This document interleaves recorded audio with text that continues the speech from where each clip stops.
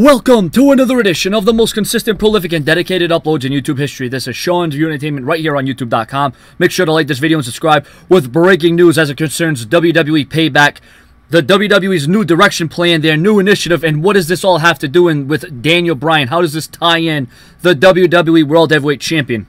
Word from Raw is that everything major for the Payback pay-per-view extravaganza was changing today. And some of those changes have to do with Daniel Bryan.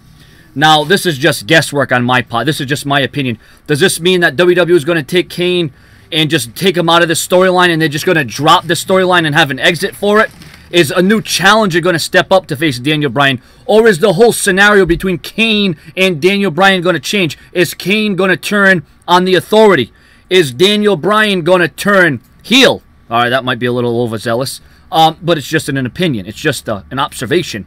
If we're talking about major plans changing for Payback, you would have to assume that the WWE tonight is going to go in a whole different direction. That's going to make you question what's going to happen next. Now, isn't this something? Now, just pay attention.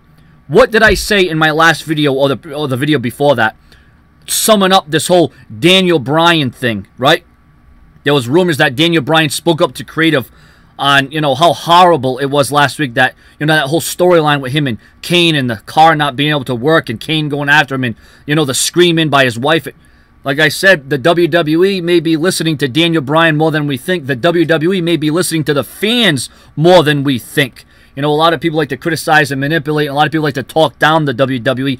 But, a lot of people say, oh, the WWE doesn't care about us fans. They don't listen to us fans. They don't like our opinions. They don't support our opinions. Well, obviously, that they do on occasion. The WWE does listen to its fan base. The WWE listens to the noise. They listen to the ovations. They listen for the cheers and the boos and the jeers and whatever else. So I can only assume, and anyone else can only assume, what those major turn of events of major plans of implications changing for Payback. Your comments and your opinions. And what do you think about those major plans for Payback going in another direction?